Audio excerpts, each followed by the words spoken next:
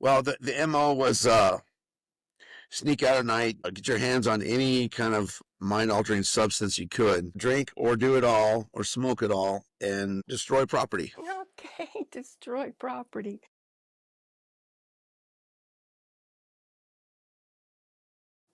Luke Schmaltz, and I was born in Gallup, New Mexico. Bravo, right? It's the heart of the Indian country. But my grandparents on my dad's side lived kind of on the wrong side of the railroad tracks in that town, if you know what I mean.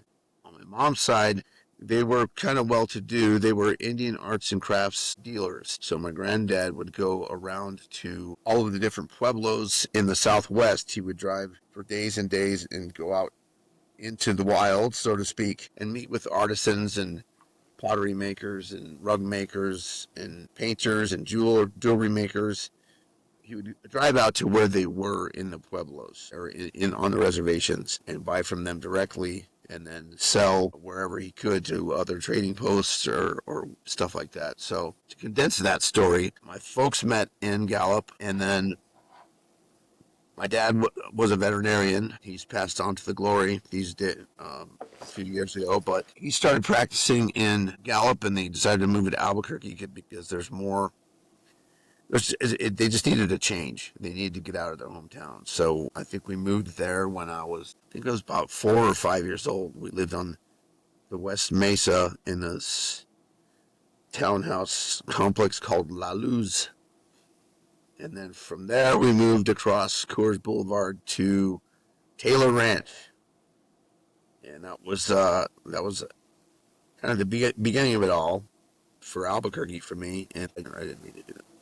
I went to Chaparral for kindergarten, and then they decided that they wanted to put me in Catholic school, so I went to Our Lady of Fatima, which was on Lomas and Morningside. Someone I know from Albuquerque recently told me that that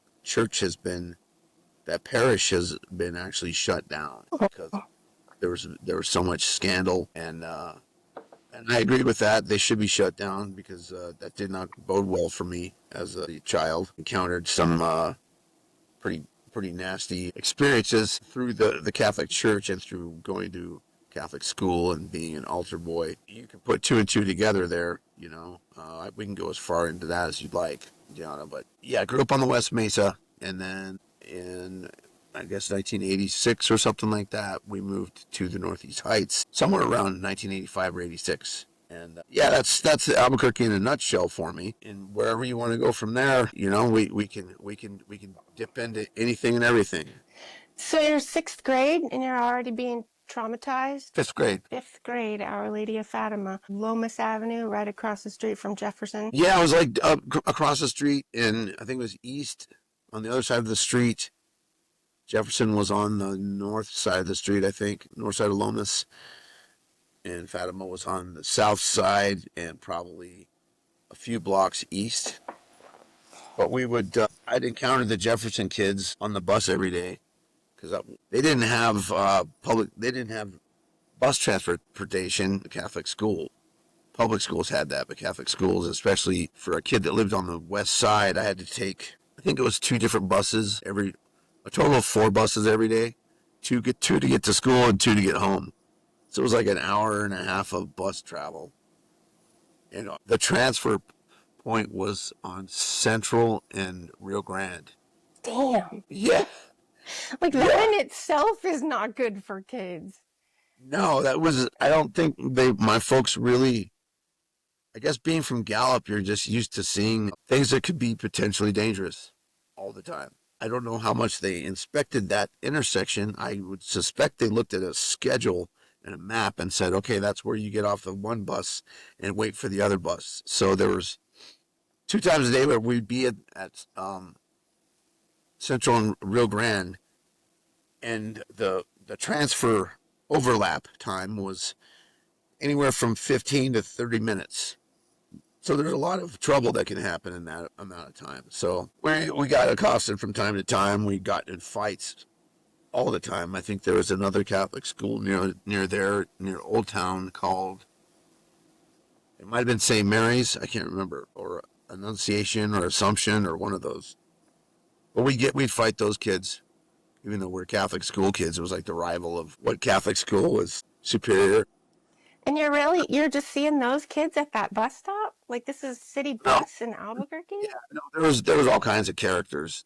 Mainly there were like winos, drunk people, um, probably prostitutes, but I didn't know what I was looking at because I was a young Catholic kid in my, you know, looking like a young white Catholic kid on that corner is so out of place that I think people might have thought it was endearing or something. Is this still the 70s? What year? By then that was 70s. Yeah, Wow. The heart of Albuquerque, Central Rio Grande. It's 6, 7 o'clock in the morning. yeah. We'd have to start our our journey around 6 a.m. in order to get to school by 8. So like 6:30, we'd have to catch a bus, the one bus that picked us up in Taylor Ranch. Somehow that bus would go. It would get to that intersection, and we'd have to get off and get to another one, which would then drop us off at Central and Morningside, and then we'd have to walk through, I think, the Monte Vista neighborhood to get to Lomas, to get to where school was. Yeah, you wouldn't be the first person on this podcast walking through that neighborhood, Yeah. getting in trouble on his way to school. Yeah, I was thankfully I was with my siblings. I was not, so my brother's 1 year older than me. Okay. We kind of looked out for each other, but then the academy got wind of how smart he is, and they scooped him up. I think the parochial system would feed up their best and brightest to the academy. Really? Yeah, because Okay. I was good in the humanities, but there's a little bit of a disconnect on math. So I was not academy material, which is probably just as good. Oh, Right there, and he said, "Fuck you, I'm out." So then he was supposed to go to high school there, but he went to Pius, and then he dropped out of Pius because he hated that and went to Sandia with me. So we met up again. By my sophomore year, he was back in the same school as me, and he never even went to class. He would just look at the work, take a photograph in his head of all the answers, and then not go to class and ace the test. He was one of those guys. Still is. I think by sixth grade he was gone. Maybe seventh grade. He'd gotten scooped up by the academy. I think my seventh and eighth grade years he was not there. But by then my folks had diversified to a 2-car system, and we didn't have to take the bus anymore, which was just wonderful. So we would carpool with some other people that went to that school that lived near us on the West Mesa. So we finally figured out the magic of rather than putting your kids on 4 buses every day, 5 days a week, and just if there wasn't enough trauma in Catholic school, we got plenty of trauma on the buses. Looking back, I didn't realize how monstrous the nuns were. How truly they were like monsters. really? Because none of them were happy. They were Just angry. Okay, the angry people. very angry and very eager to exact punishment for the smallest infractions. So we became covert disruptors. I think I started getting in trouble by the 3rd grade. And then when the trauma started in the 5th grade, I started really projecting, disrupting class. I think by 6th grade, I was the class daredevil, meaning we would go to Spencer Gifts in Coronado Mall and shoplift novelties there, mainly whoopee cushions. And then I would put, when the teacher's back was turned, nuns particularly, there were civilian teachers there too, and they weren't as bad. Some of them were just as bad as the nuns. Some of the civilian teachers were actually civilized. Civil, thus the moniker, right? But I would blow up the whoopee cushion when the nun's back was turned, working out something on the chalkboard, diagramming a sentence or demonstrating a math formula or something like that. Put it on the chair behind her desk, like sneaking low under the line of sight.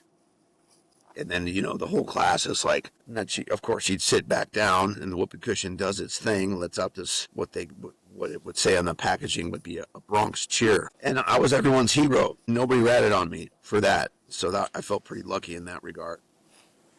You're just trying to get attention. You're trying to act out. Don't know how to handle Yeah. stress. trying to get attention, acting out. There was trouble at home. My dad, he chose the old school form of discipline, which means beat the shit out of the kids who are fucking up. Beat them into submission. Oh no, you have an older brother too. Yeah, so we both got it pretty bad. But, my father, he evolved from that and years later apologized for that. And I said, I forgive you, Pops. I love you. So that was part of his learning curve or spiritual journey or whatever you want to call it. Was he Albuquerque, just from that generation? from that generation, he grew up getting the shit kicked out of him by my grandpa and, his dad.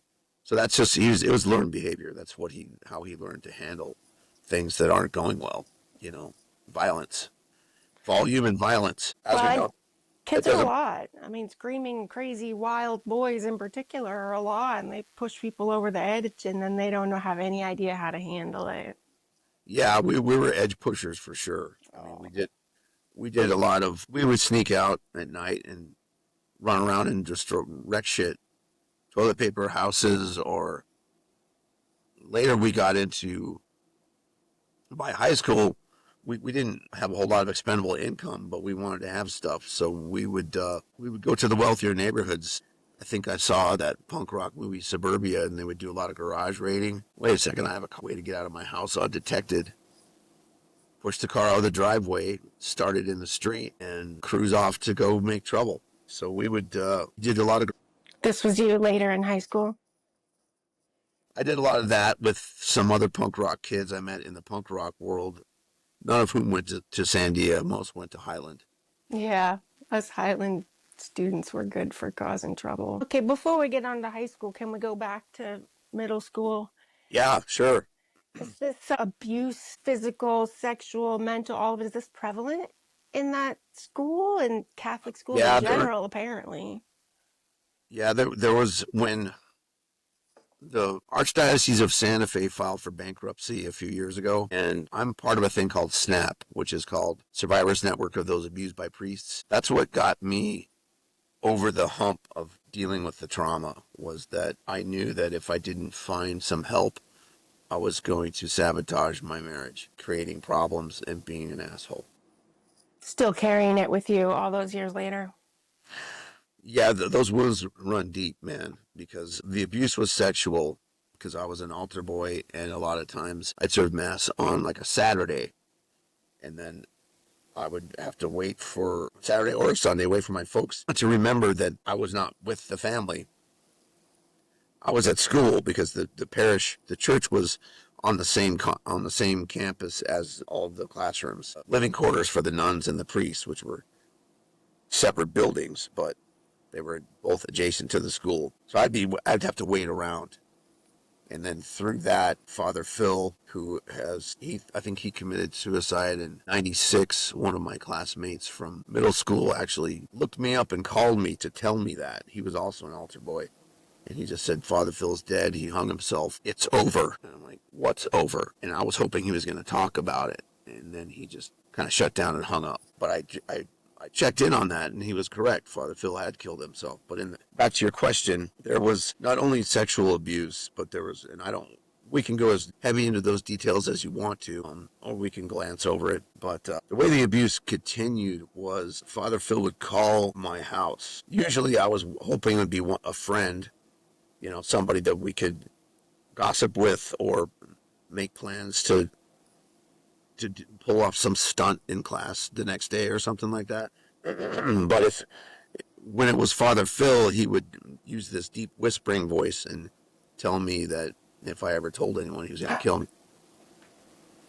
And I thought it was one of the other altar boys, because we would confer. We called him Mr. Whispers, and we all thought it was this guy named Greg, who hit puberty faster than any of us, and his voice got really low at a young age. And we're like, it's got to be Greg Potenziani. It's got to be Greg, because he's the only one with a voice that low. And we all were convinced that he was fucking with us. And he's like, no, I'm getting the same calls. Because he would say explicit things like, I'm going to do this to you, I'm going to do that to you. And if you ever tell anybody what happened, I will kill you. And so I have surmised it had to have been Father Phil. I never said, Father Phil, stop it now. But all the other altar boys got the same kind of a call. And they all swore up and down it was not them. They all thought it was me because that's the type of thing that I would have done. Did you guys ever discuss that it might be him? I think I presented that and they're like, no way. But I really think that there's no way I could have been the only one in that lawsuit. A lot of the names were anonymous, but since I was a claimant on that lawsuit, some of the names you could see and a lot of the names were redacted because the person wanted to remain anonymous, but there were, I think, 400 and some odd claims through the Archdiocese of Santa Fe, and those are people who spoke out. If there's that many who spoke out and got wind of the bankruptcy and wanted to be a claimant, if that many people spoke out, how many people didn't because of shame? The guilt and shame that they instill in you at a young age. When you first start going to, getting religiously indoctrinated, those are two of the principles that kind of help bake in the Catholic ideology. My theory is that if you take a look at Marvel Comics and DC Comics, most of those writers who invented those characters had some tie to the Catholic religion because we get this ridiculous story to start with about this kid who was conceived through a miracle and who grew up to perform miracles and walk on water. And then when it was time for him to leave this mortal plane for good, he just flew away. But in the meantime, he spent 3 days dead in a cave and then pushed the boulder out on his own and did all these miraculous things. So my theory is that since us Catholics get such ridiculous ideas put into our head at such a young age, that's why we have the capacity to make up ridiculous characters. I mean, if you go through the characters in my book called The Belcher, I published it a few years ago, they're all outrageous characters with these ridiculous abilities. Mainly the Belcher, he's the main character, but he drinks beer and then uses supersonic belches to fight crime and destroy government property. So there's a lot of, it's an avatar for me, I guess, because I enjoy some beers from time to time, and I'm a prolific belcher. And you're also about fighting crime. Yeah, so I'm kind of giving you a roundabout answer on that, but Okay. the abuse was covert and overt. So there was Father Phil sexually abused me, meaning he raped me, and I was very young. And that was such a traumatic experience. I compartmentalized it and locked it in a faraway room at the end of the corridor of my subconsciousness because it was too much to cope with. After years of going to SNAP meetings and talking about it, I realized, well, this memory it's always the same, and it doesn't change. And it certainly is not going away, even though I compartmentalized. That got me through my adolescent and teenage years and early 20s and 30s. By the time I was in my 50s, that sort of denial didn't last. It wasn't working anymore, and it was bubbling its way into my consciousness and also just overlapping into my everyday life, my behaviors, and overarching sense of anger that clouded everything else. Anger and negativity. There are other instances. There was an altar boy retreat held by, I think, one of the from the St. Charles parish, and his name was Brother Jim, and that group of altar boys from Fatima, we all went on a retreat, and by then that was the summer of 1986, if I'm not mistaken, 85 or 86. I'm a little fuzzy on that, but he exposed all of us to hardcore pornography back when we thought the random Playboy you would find Was more than enough. Yeah, we thought that was what hardcore porn was. We didn't know that it got crazy.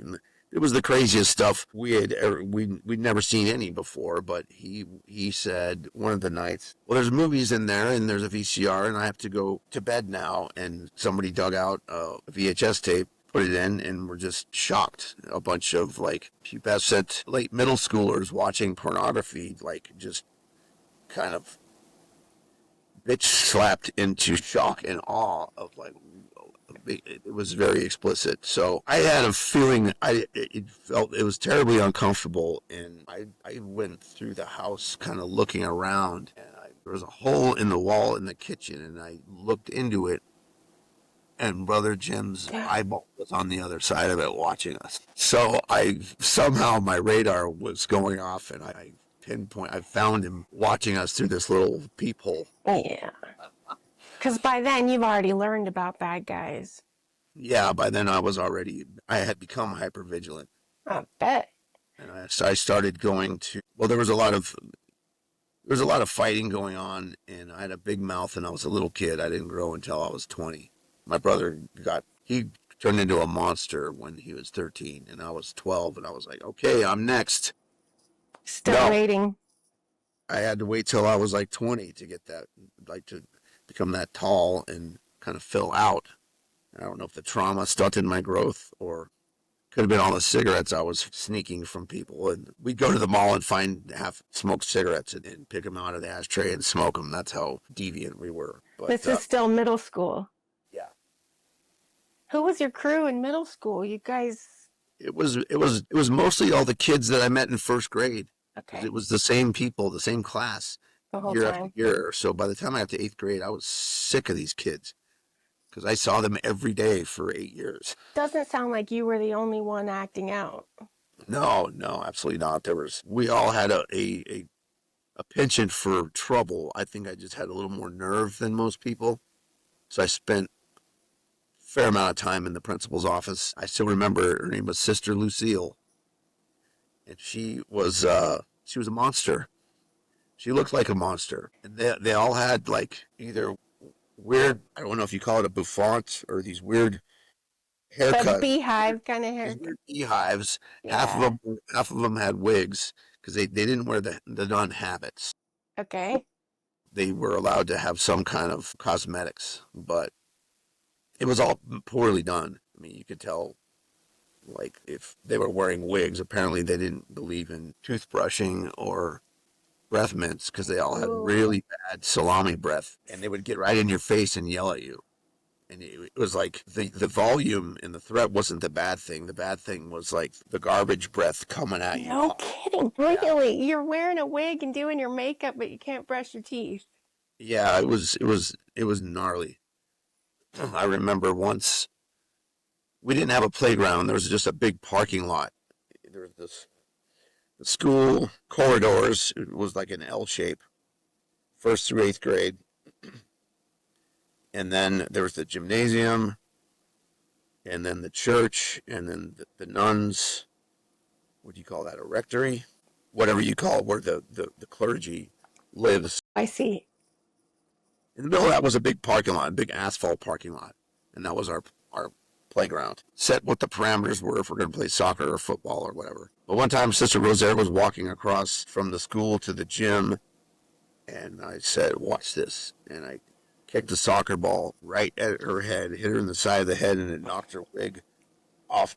Killed her. But she didn't know that the wig was like that, and it stayed that way for most of the day. So I was the hero for that day because nobody said anything. I think finally another nun like pulled her aside and said, you need to make some corrections in your haircut game today, your hairdo game today."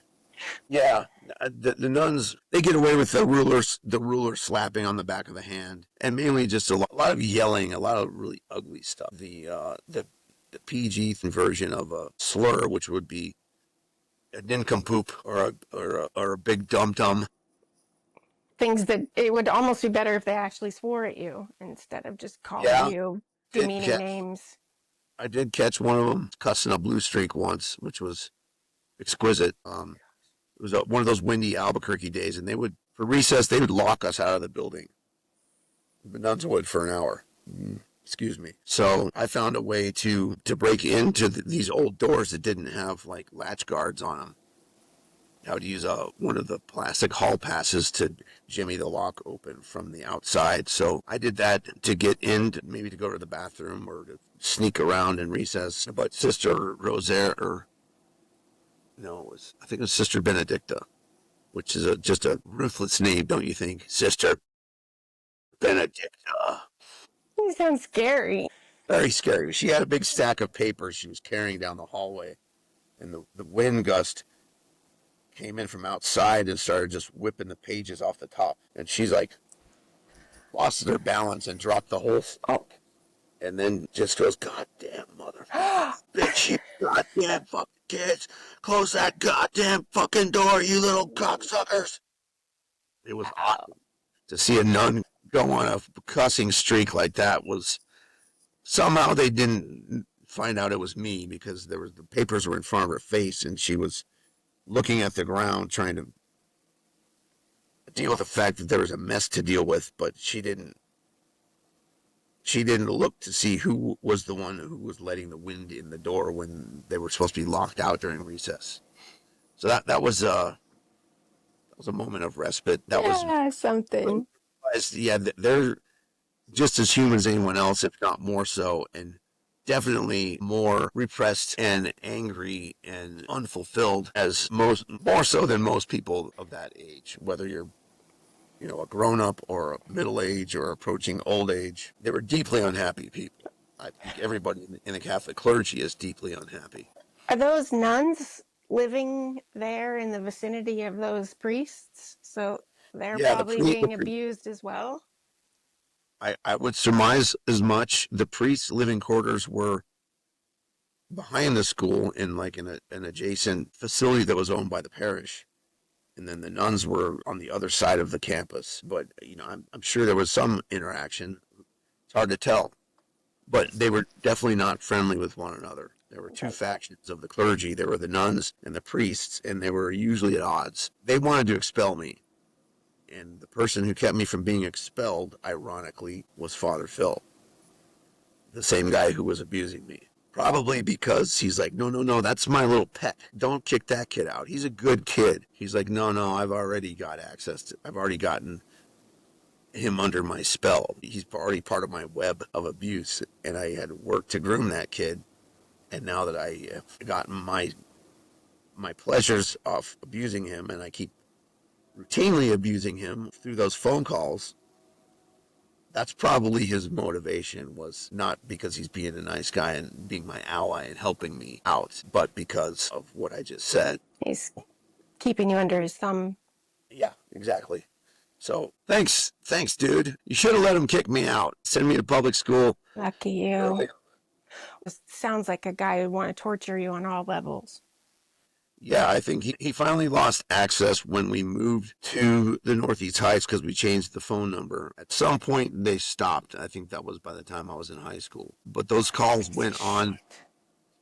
Yeah, they went on consistently, fifth, seventh, and eighth grade for basically off and on for 4 years. So by the time I was in high school, I think he moved on to younger victims and finally cut me loose. And that was, you know, I can't really apply any gratitude for that, but I was fortunate enough to finally not have to deal with that anymore. Yeah. So, Well, I'm ready to leave middle school behind us. okay. But what are your words of wisdom? I know you would say to deal with trauma, but what are your words of wisdom for young kids finding themselves potentially alone with adults, or they don't know how to talk to their parents? My words of wisdom would be, if it's after the fact, there's nothing you can do about it. If it's before the fact, listen to the alarm going off in your instinct, usually in your guts. Your guts are the first aspect of your perception to detect danger. Your brain tries to rationalize that. When that alarm goes off, when you detect the danger, the last thing is your rational mind gets wind of it because you detect it in your guts. That's what I recall, was I felt the danger deep down here before it got up here. When at what point you try to rationalize it, but when you feel, when you the alarm goes off in your instincts and you detect danger, assume that it is correct and get the fuck out of there. Don't doubt your instincts. Yeah, when your instincts tell you you're in danger, it's not because your guts are making things up. It's because you're perceiving the fact that somebody has nefarious intentions for you. So always listen to that and get the fuck out of there. Find an adult who you can trust more so than the adult who's about to hurt you, and tell them what's happening. And if they don't believe you, at least someone else knows. And if you've already been abused, you need to find help immediately. Like Don't wait. the longer you wait, the worse it's going to fester, and the deeper the damage is going to affect other aspects of your life. Absolutely. Yeah. And So, for the parents, What about the parents? Did your parents, they just thought you were acting out and rebelling and I didn't tell them, and I swore I never would because I didn't want them to feel bad. But I finally, as part of my therapy, I realized I had to because I had to get it off my chest, and I didn't do it to make them feel guilty. I did it because I needed to free myself from that burden and let them know, like, okay, you put me in danger, but you didn't. You thought you were doing the right thing because you're putting me in this construct that's supposed to have superior education and is supposed to be somehow insulated from the ugliness of the real world. In reality, the ugliness of the real world is magnified in the Catholic world, especially if send your kids to Catholic school and they become part of the congregation, serving mass, etc. So for little kids, or this can happen to older kids or to young adults or even older adults, depending on what the dynamics are. But yeah, when you detect danger, get out of there. And if you've already been abused, you have to find help. And peer help is tremendously effective, and much more so than one-on-one therapy. Because I did one-on-one therapy as well, which was kind of helpful, but I tend to have mistrust for people who claim to be an authority on anything. When I was getting divorced, I'm remarried now and I'm happily so, but my first marriage did not go well, and I needed to get some kind of help because I was so lopsided and so upside down and so upset. So that therapist was helpful, but the further we got into the therapy, the more I was like, you're never getting here. no? You're never going to find that trauma, and I know you're looking for it, but you can't have access to it because I don't think I can trust you with it.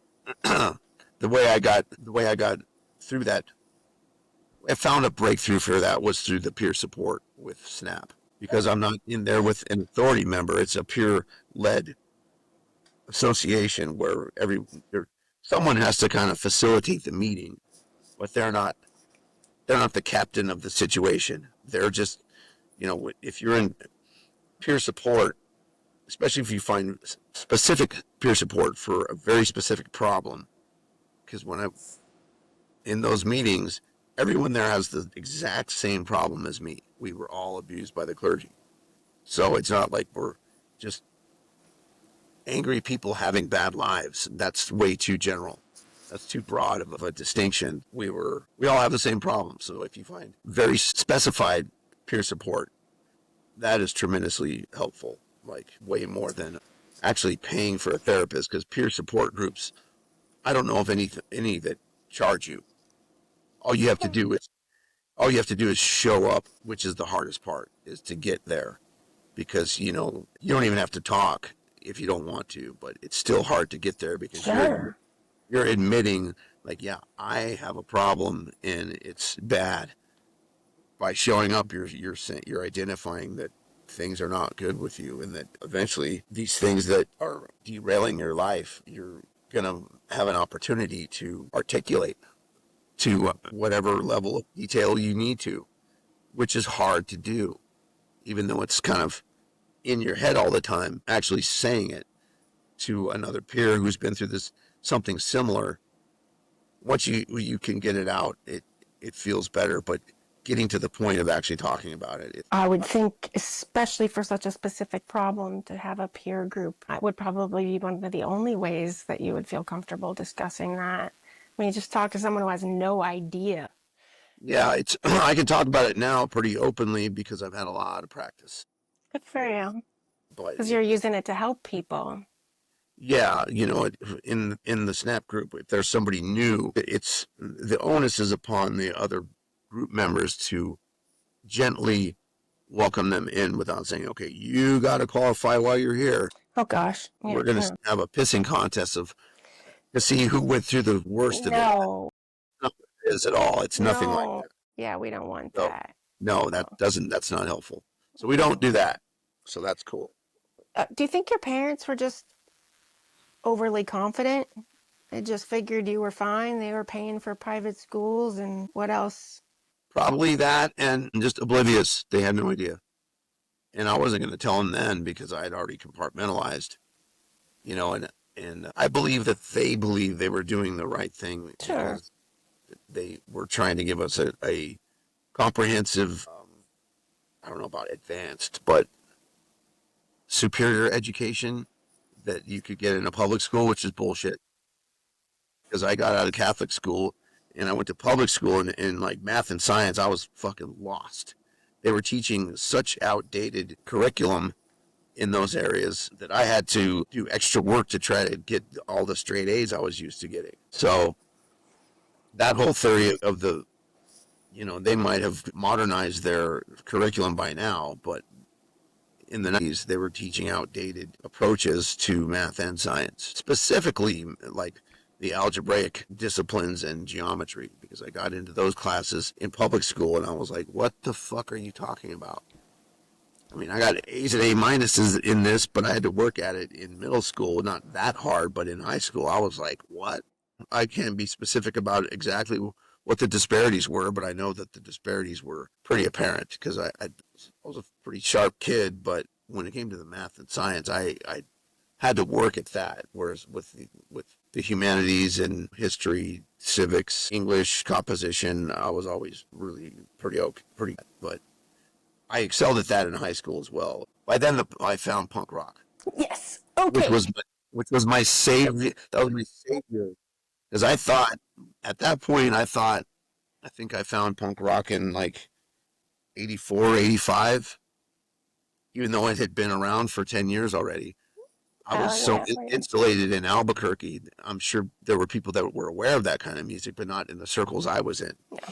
But Yeah. by when you get to public high school, you get exposed to the world at large. And somebody gave me a Descendants tape, and then from there I just started discovering bands. And before that, I thought Billy Idol was punk rock. Not after.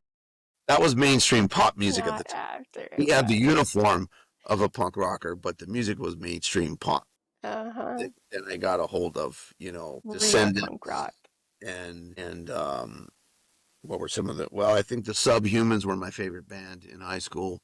I had the Subhumans logo on the back of my jacket, and I listened to some iteration of Subhumans almost on the daily, along with like GBH and Toy Dolls, Descendants, Chemical People, Minutemen, Minor Threat, all the standards. That's what really helped me find my people, the Okay. outcasts. The Outcasts, who also had anger issues.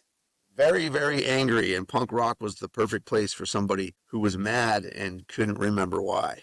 Couldn't remember why. This is like a role reversal for me because in the work I do, I'm a journalist, and I always my role is to interview people and to have them tell me their whole story. Yeah, sometimes when I'm interviewing somebody, they want to say they want to tell their story, but they don't know where to begin.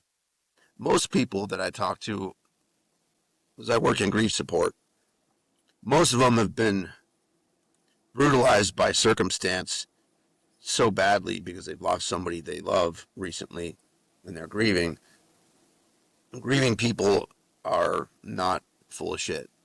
They don't have any energy left to put forth a ruse or to bullshit you. Grieving people are very generous and usually pretty honest, which is makes my job pretty easy.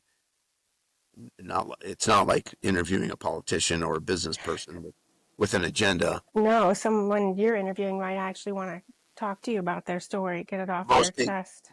most people do. Almost, I'd say 99% of the people I talk to are ready to purge themselves of everything that they carry around with them. Although it's not permanent, they're ready to tell somebody who's going to listen for as long as it takes. So that's a good part of my job.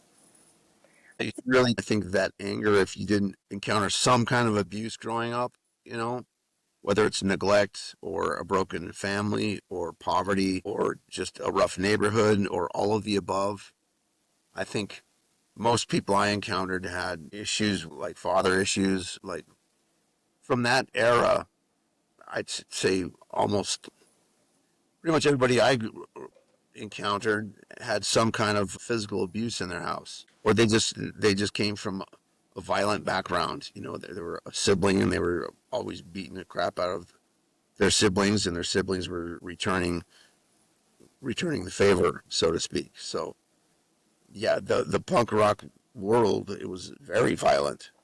And I thought that was just a normal progression because if somebody was passive, it almost seemed like there was something wrong with them. You know, what? Nobody's kicked your ass yet, you pussy.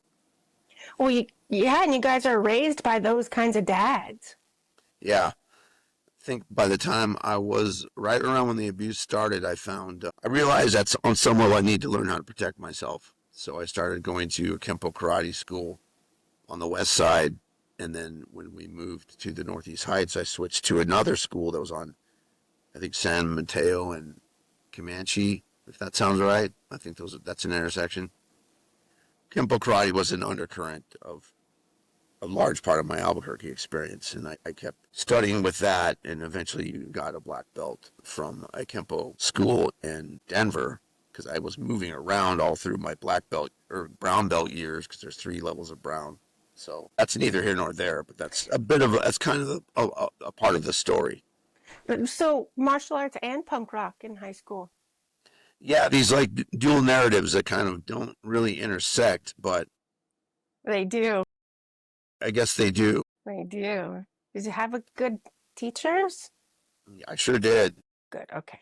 Greg Cole was tremendous, and he was the head instructor or one of them at the San Mateo school. And he kind of saw me through my high school years in all this struggle. Working the Kempo helped me reestablish whatever self-confidence I had as a little kid that had been diminished and pretty much erased by all of the abuse. I was able to relay that foundation and build a framework around that through the attributes of Kempo karate or just of martial arts in general. It was very helpful in that respect. I'm very pro martial arts, so it's really nice to hear you say that because I think that's Yeah, what can save the day more than once. in a lot of different ways. It'll save your ass if somebody attacks you, but it'll also save you in the long run, in small increments by helping you build a viable foundation of self-confidence and of situational awareness. And the confidence comes from knowing that, if you detect danger, obviously, martial arts 101, don't get in a fight, avoid confrontation. Don't sit around and advertise that you have this kind of training or Gosh, that. no. Gosh, no. No. Absolutely not. No. That's number one principle is do not advertise because someone's going to come along and test that advertisement. So you keep it under your belt. Bad pun, but that's a pun nonetheless. So yeah, that was an undercurrent or a parallel narrative in high school. There was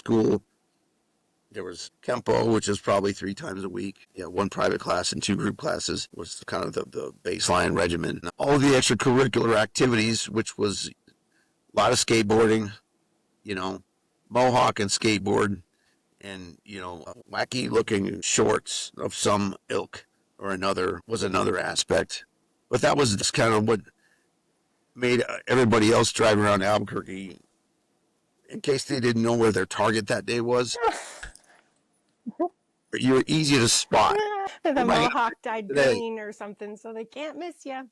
Yeah, even a mohawk back then was Oh my gosh. that was a big one. And then if you were like me, I would like in the summers I would dye it red, white, and blue for like the 4th of July, just as kind of like a ironic patriotism, but not really patriotism. It was like having a mohawk was pretty unpatriotic at that time. Yes. If you dye it red, white, and blue, it's like Uh, fuck you on 2 levels. it's what is it? Polite civil. It's civil disobedience. It's just I guess you could polite. apply that to it, or just irresponsible exhibitionism. Even better. I like that better. That's great. Yeah, I forgot why people are always picking fights with me. Like, and my brother would be like, "Well, look at you, man.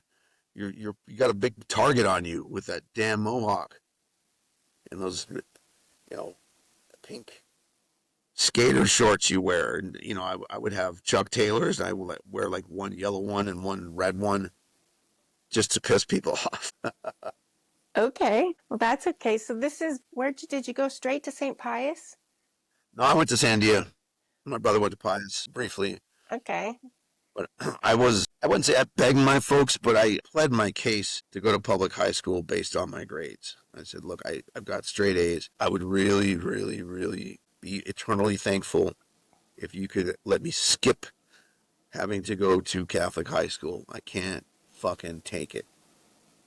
I want to go to public high school, and it'd be a tremendous gift if you could allow me to do this. And so they let me do that. My sister went to Pius for all 4 years, and my brother went a couple of years, and then he transferred to Sandia. But I did all 4 years at Sandia, so Oh, there was plenty of violence there too.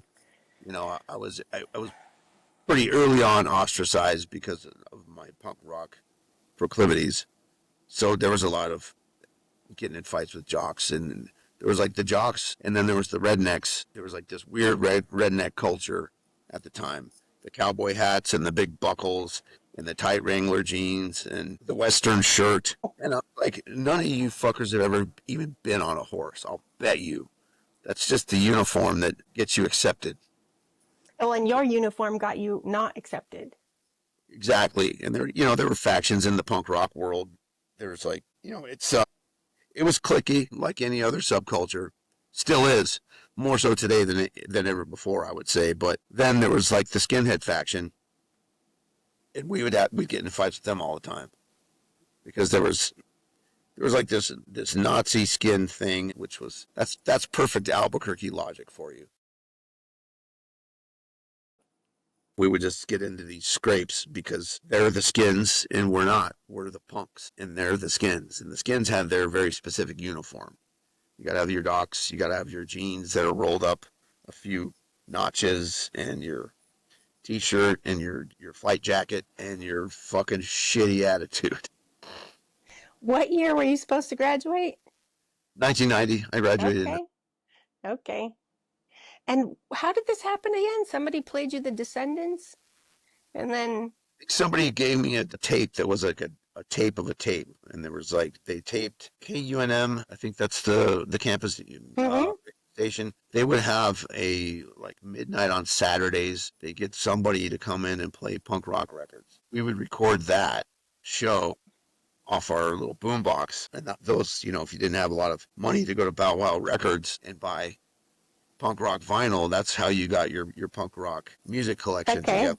Was okay. that Mm-hmm. KUNM show. So I had a Mm-hmm. bunch of those, and that's how I learned about a lot of, tons of the different punk rock bands, from the Ramones to Minor Threat, Subhumans, GBH, Toy Dolls. I mean, the list goes on and on. So when I would put together a little bit of money, we'd go to Bow Wow and buy, JFA records or anything on vinyl that looked punk rock.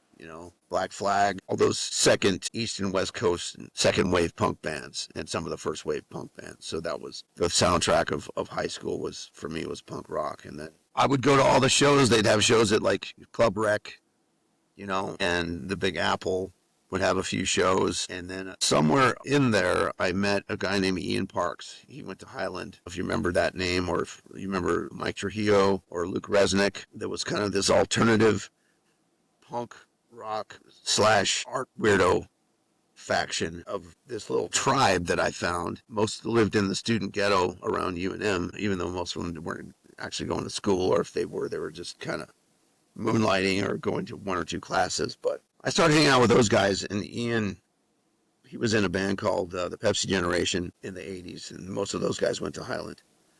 And then those guys broke up, and then he's trying to put together another band. His mother had gotten a grant from the New Mexico Historical Society to refurbish the Sunshine Theater. Oh, wow.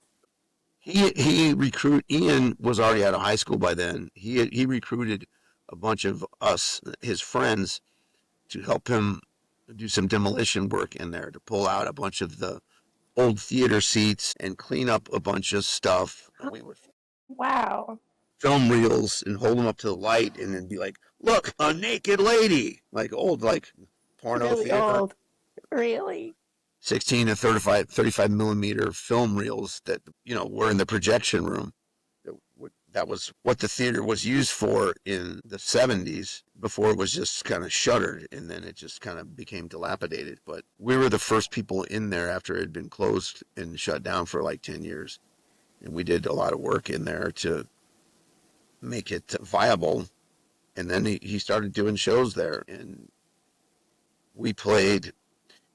I'm skipping around here. It's okay. Sorry, but That's why at we're some point, recording. Ian pinpointed that I was, a high energy, kind of a crazy kid. And he said, "You have the soul of a punk rock singer, and you should sing in my band." And Okay. I was like, "Yes, I should."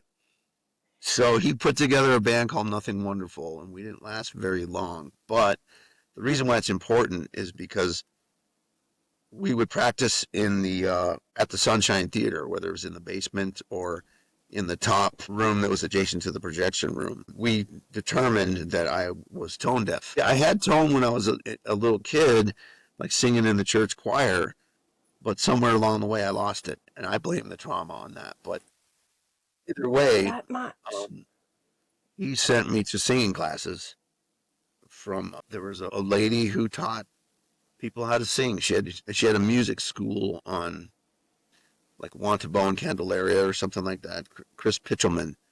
So I took vocal lessons from Chris Pitchelman and learned like a bunch of show tunes with the intention of being a punk singer. But I learned tone and breath support and how to relax and how to carry a note and to find the musical scale and work that scale depending on what key a song was in.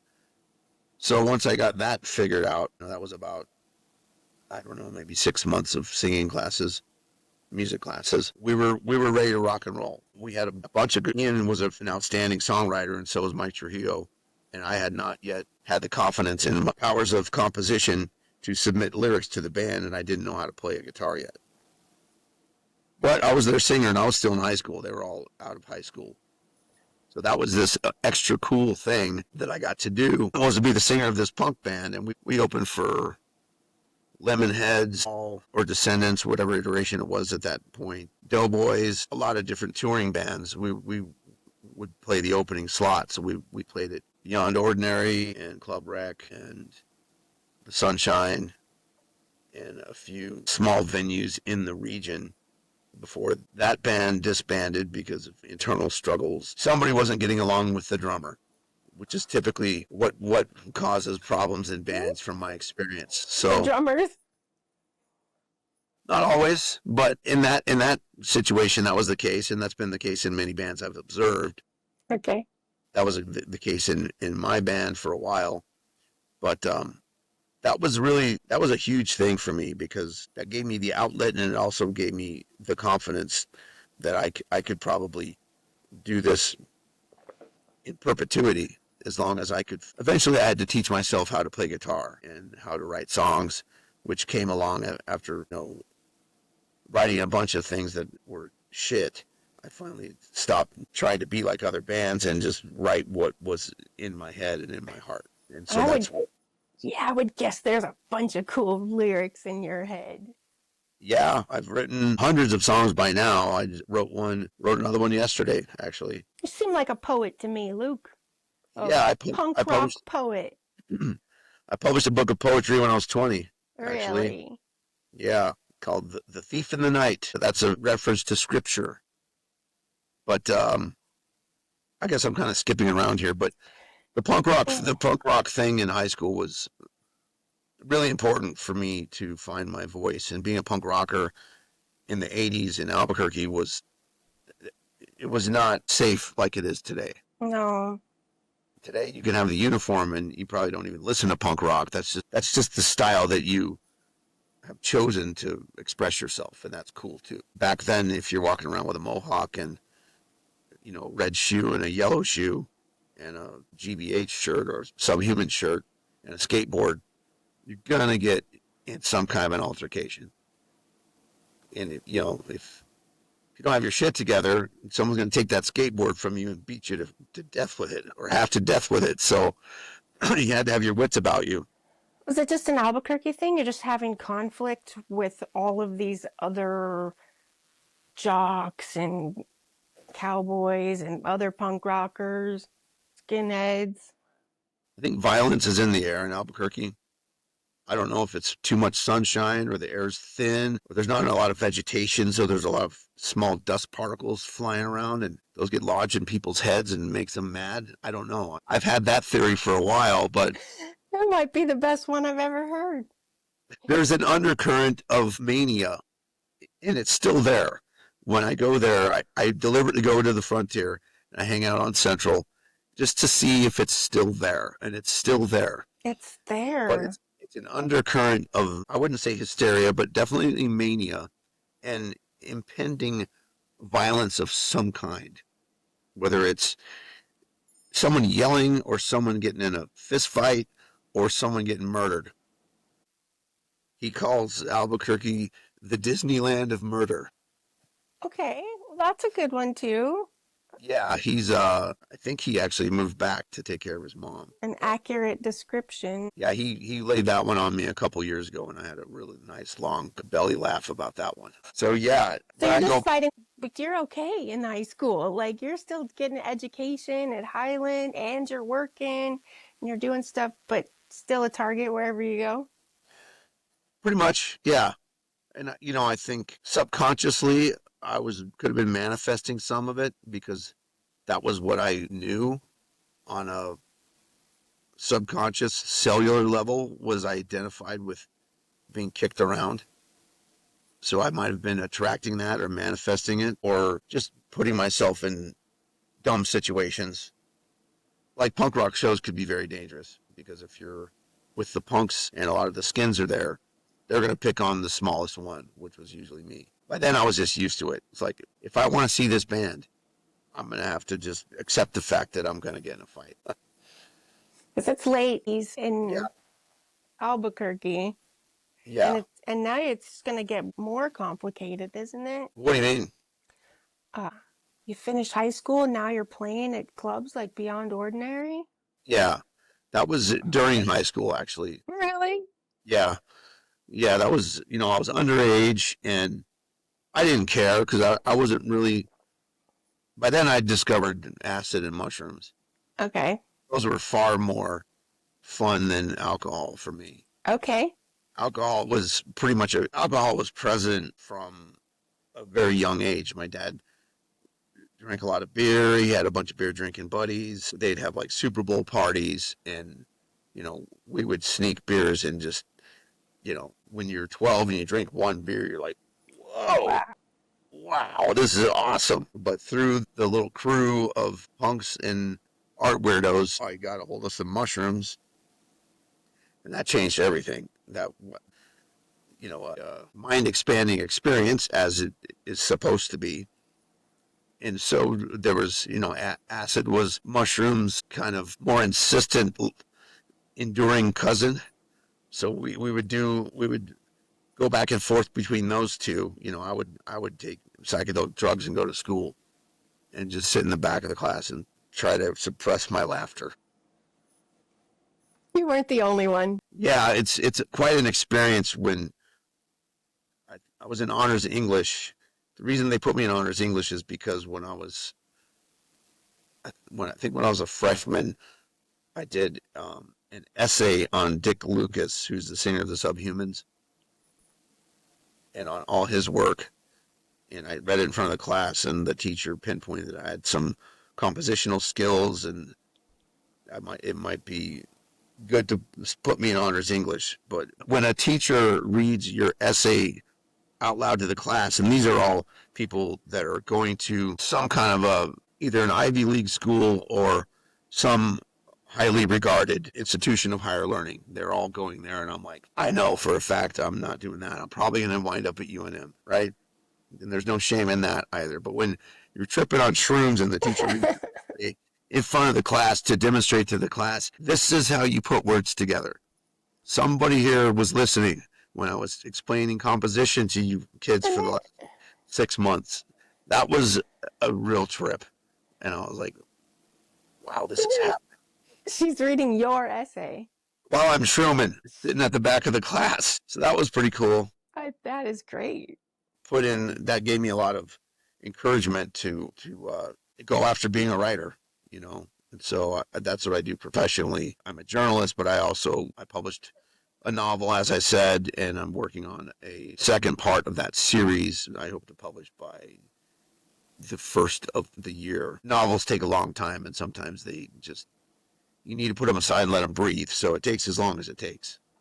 But Yeah, the punk rock years, that's why I'm where I am today. Because when I finally, well, I moved to Denver. I lived in San Diego for like a year after I left Albuquerque. And then I didn't like Southern California because I'm from a place where people are not fake. Like Albuquerque, people are pretty real. And in Southern California, everyone is fake. And I could not take that. So by then, my folks had moved from Albuquerque to Denver to start a chain of businesses. And I moved here, and I kept auditioning for bands here, but they all wanted Axl Rose or Anthony Kiedis, or It's not a punk rocker from Albuquerque. they didn't want a punk rocker from Albuquerque. So I taught myself how to play guitar. Learning to play and sing was the biggest crux for me because it takes multitasking and concentration, and you have to develop that skill. So that took me about a year to get that figured out, if not more. But eventually I put together my band, and what I was trying to do was to replicate the experience of being the singer of that punk band, my first band in Albuquerque.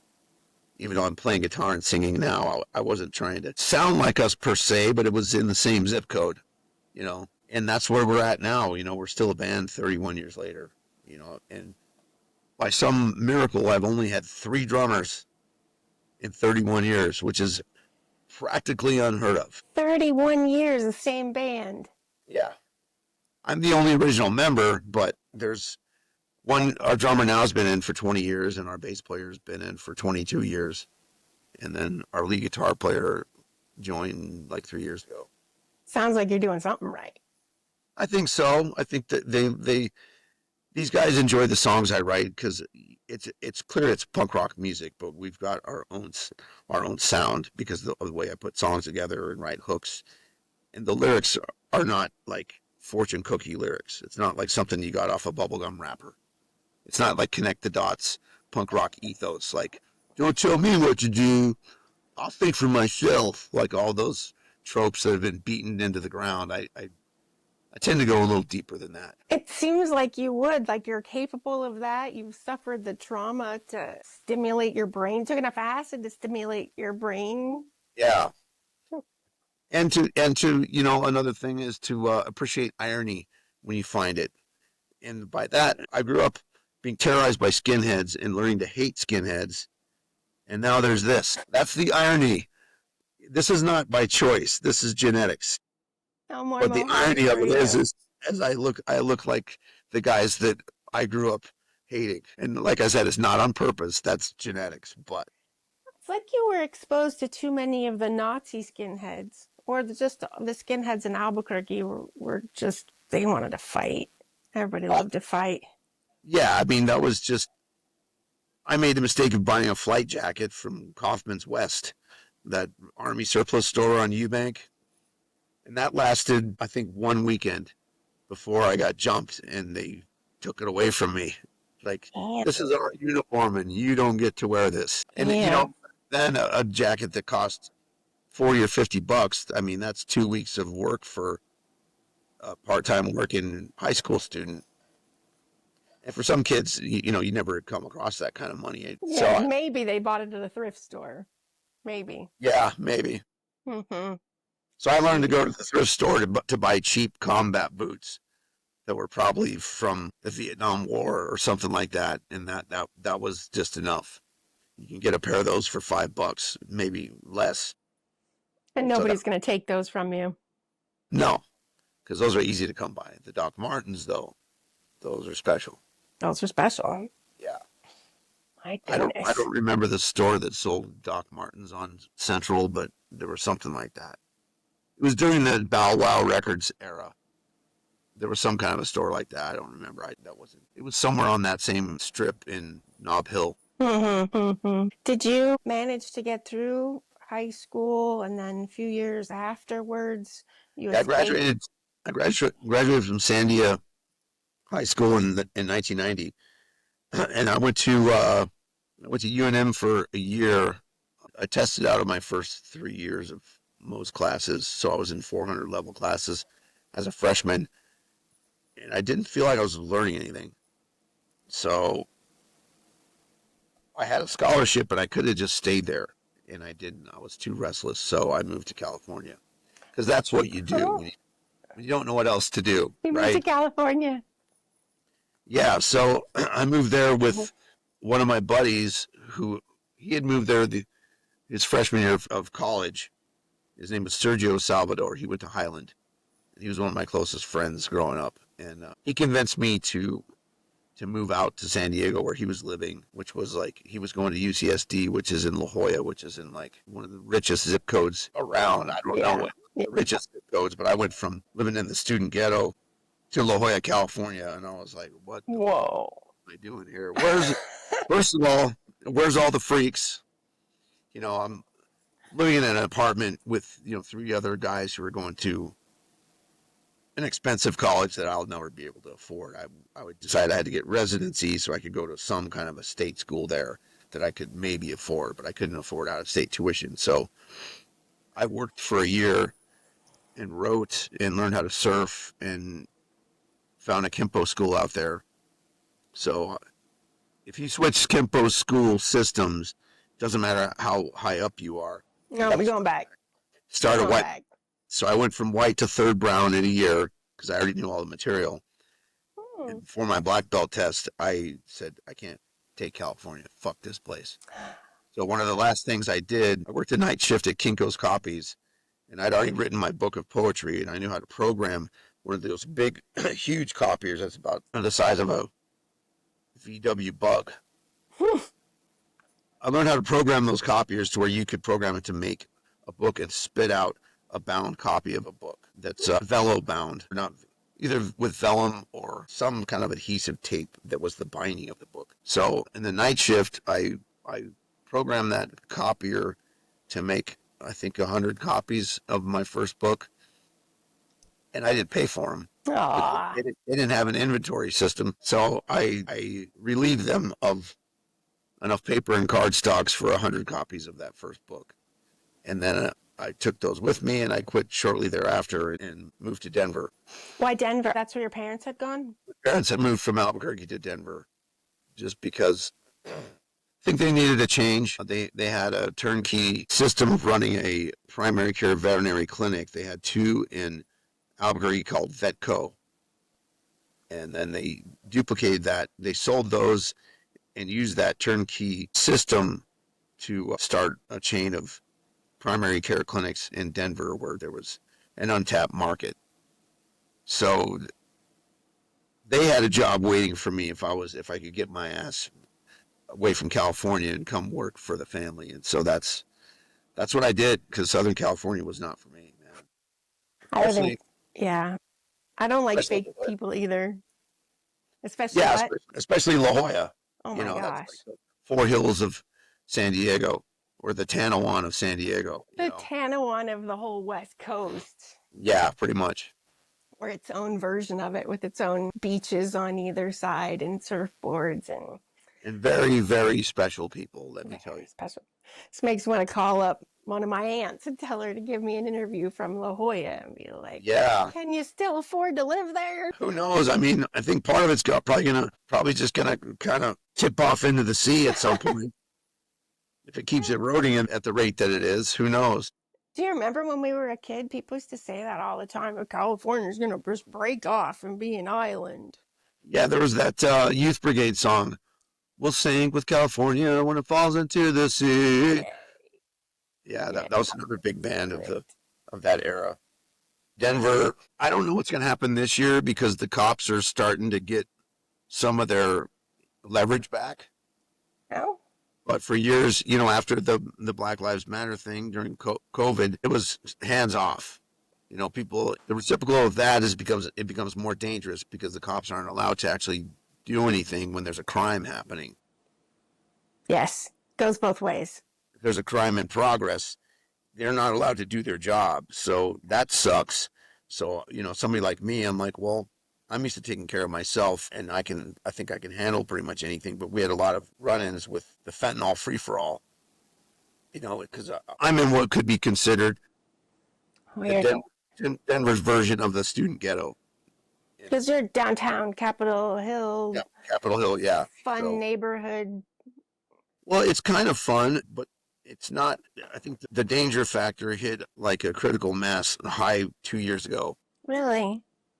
It's been getting a little more chill now. It's not nearly as like you don't have to be as hyper vigilant as you had to be a year ago, just because there's sketchy people wandering around.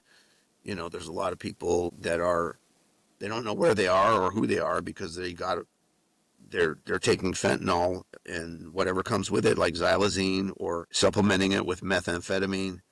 And you can just tell when someone has got that glazed over, they've been high for a month or maybe 4 months, and they don't know where they are or what's happening. It's not that you hate them or they're a bad person. It's just that they're capable of doing some fucked up shit. So you got to watch out. Now I need to be vigilant, hyper vigilant. Yeah, hypervigilance is one of the byproducts of trauma, especially childhood trauma. You become hypervigilant. So I can attest to that. I'm not running around looking for fights, but I'm always applying situational awareness at all times. If I'm in my house, then I'm not peeking out the window every 5 seconds. Okay, I'm not doing that because I don't do methamphetamine. But if you're on the street, you have to watch out. But that's another thing that you develop growing up in Albuquerque, because someone could walk from behind a telephone pole and swing a stick at your head for no reason whatsoever. I blew out my knee once doing martial arts. I was fighting and I tore my ACL. And I thought someone had come in off the street and hit me with a stick.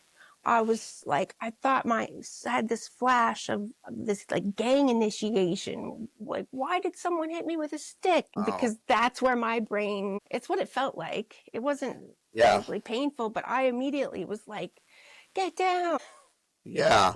Were you in a competition or were you training? No, I was just beating on some big tough guy that let me practice. Okay. What Yeah. what kind of martial arts are you doing? I that's a whole other conversation. Okay. Well, that doesn't all be about me. No, it is. I want this one to be about you because I want to get Well, that part of the story too. to your credit, this is one of the few podcasts I've done where the host didn't talk about themselves the whole time. Oh, So that's too bad. bravo. It's like there are a lot Sure. of podcasts where it's like, well, this person doesn't really give a fuck about my story. They just want to talk about what they've got going. That's too bad. I Well, that's sometimes I good. talk too much, but then I edit it out later because it's not about Okay. me. Well, it's common with podcasters. I believe it. It's like, well, are you really trying to reach out to other people and see what they're about, or you just want to remind everyone that you're the most special person on the planet? Oh my God. I kind of don't want this job. Like, I don't need a hobby. I don't need a Yeah. podcast. I don't spend all my time editing. But these stories have to be told. I mean, from Albuquerque, it's in my head. And I know anybody else who's grown up there has suffered trauma and seen outrageous shit. And on the other end of the spectrum, people have great stories. These stories just have to be told. I'm deeply thankful because this is very therapeutic for me, and I've always wanted to have a discourse with somebody about all these Albuquerque factors that kind of they play a huge role in the development of your identity and who you are and what your mindset is. And I'm thankful I grew up there when I did, without the internet, especially because I was able to amass all these wild experiences as a basis for who I am. I don't identify as the guy going around looking for a fight or somebody who's a criminal, but I grew up around that element, and that was just normal in Albuquerque. Like everybody I knew was running some kind of scam to circumvent the rules, whether it was friends of mine doing fake IDs because we knew all. Well, I don't know if we all knew, but I knew several people that would have like the backdrop that looked like the driver's license, and then Wow. with the fake seal of the state of New Mexico, like rendered by an artist friend, and then you put yourself in that little rectangle on the side, and here's all the information and whatever fake name you come up with, and then they reduce it and laminate it, and it basically looked like a driver's license with a different name. And you could go, even though you look like you're a little kid, you could go to a liquor store and present that and get whatever you needed. Or we all had that friend who looked older than they were with or without a fake ID. We were all able to access booze at any point in time. So That was never a problem. It was pretty easy to get a hold of. Well, and our parents were the 60s, 70s partying culture. Yeah, They're always, uh, every home had a liquor cabinet, and a well-stocked liquor cabinet at that. And there was beer in every refrigerator. That was just yes, normal. It that wasn't. was just normal. It wasn't like stigmatized or like if you have liquor in your house, it does not mean you're an alcoholic. But a lot of distinctions nowadays, like if you say that you have a drink more than once a week, you're an alcoholic. Or if you have like a glass of wine with dinner every night, alcoholic, which that's not true. You think people just automatically assume that now? Yeah, I think people have become like hyper, well, there's that word again, somehow aligned against alcohol. In the meantime, everybody's on some kind of prescription drug. That Yeah. was the antidepressant of the 50s, 60s, and 70s. And Yes. Yes. the Yes. antidepressant, Yes. anti-anxiety, Yes. it was all booze. Specifically, it's not a Whatever, coincidence. That is, whatever that's, ails you. yeah, that's like three generations, at least of Americans sedating themselves with alcohol. Yeah. And I think Big Pharma got a hold of, well, they, they got wind of how many different normal human mental struggles there are, and they started categorizing them and making little pills for each one, Gosh. like depression, anxiety, bipolar, all that stuff was treated with alcohol until Big Pharma came along and they started saying, well, no, no, no, no, no, you need this little pill. And for the side effects of this little pill, there's this other I pill. know, it's And then so the next thing you know, scary. you've got this list. You're like, all of this could have been handled with a stiff drink. I would say exercise. All of this could be handled with some Yeah, physical exercise, some mental discipline training, and usually punching people tends to help big, strong guys like yourself take out yeah. some Well, aggression. the best antidepressant is the endorphin release you get from exercise. That's why Absolutely. I'm a big exerciser. You know, I have rest days, but it's like every other day. So either 3 or 4 days a week, some kind of exercise. And I try to vary it, but usually with cardio and resistance because you get that endorphin rush and then you feel way better and you don't feel like you're going to go off the deep end if your shoe comes untied. Well, and I'm sure it's true for women, but I know a lot of men, and most of them you can see it building. They need ways to take out their aggression or stimulate their minds. Yeah, I agree with you. To that point, the modern male, we've inherited from our forebears the tendency to bury anything that reveals the fact that we have emotions. You know, especially if someone's endured trauma or someone's grieving, especially a man.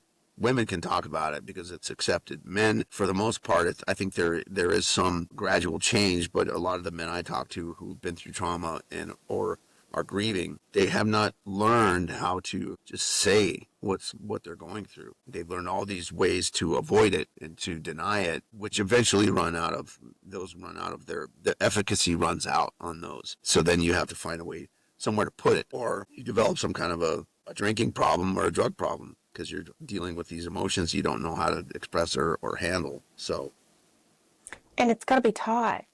People aren't being taught to deal with their emotions or handle their emotions or even address the traumas that they're being dealt with. Look at all these young people that have had to endure such horrible things and probably have no idea how to handle it.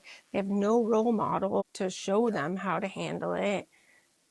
they go to a psychologist who diagnoses it as PTSD or ADHD or bipolar or some other aberration of the mind, and then they give them a pill, and that's how they handle it.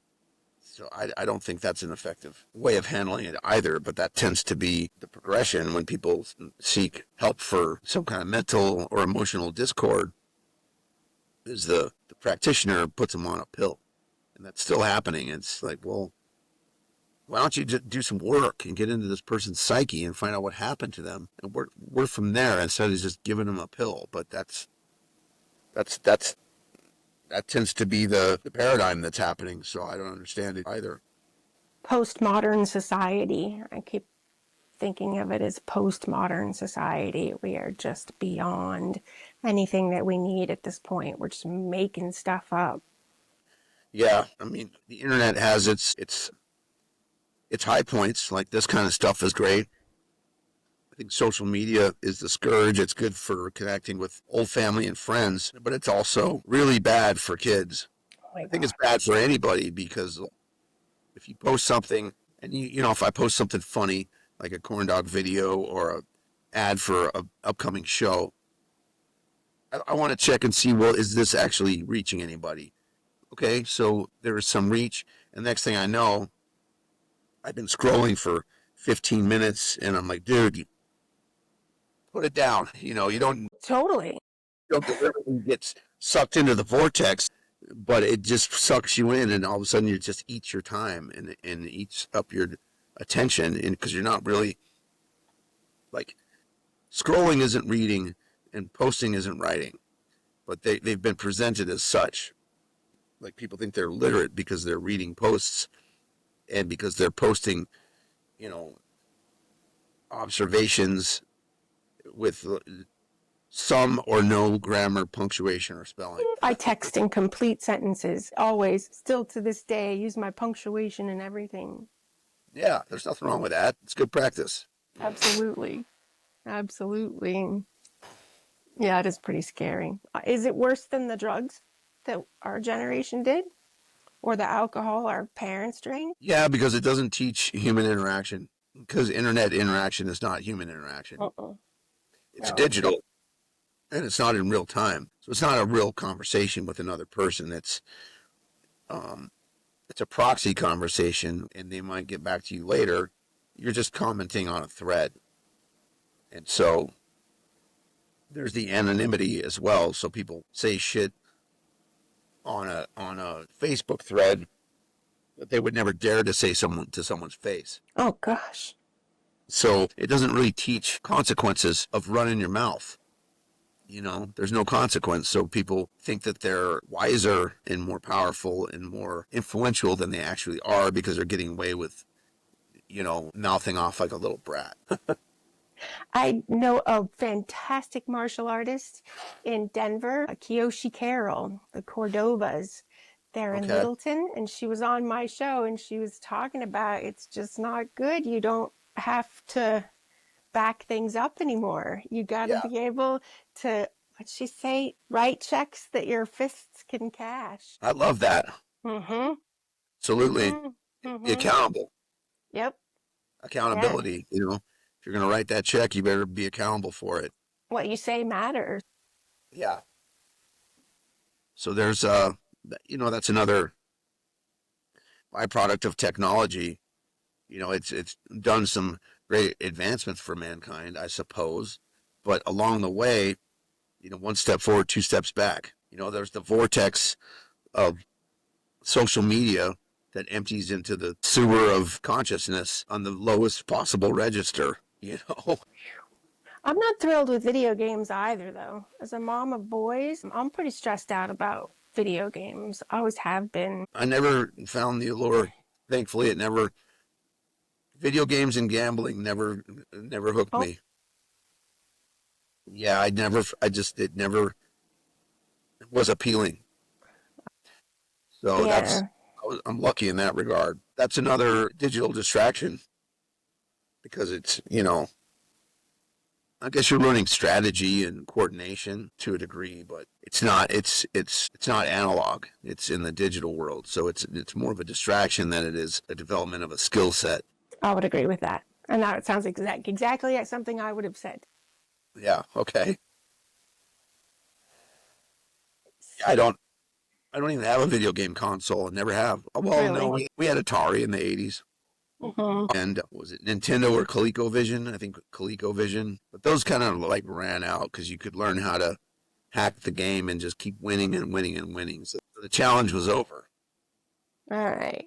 after going through the same set of circumstances. Like if it was like Defender or Pitfall or one of those, you just learn how to keep winning. So Your generation played instruments.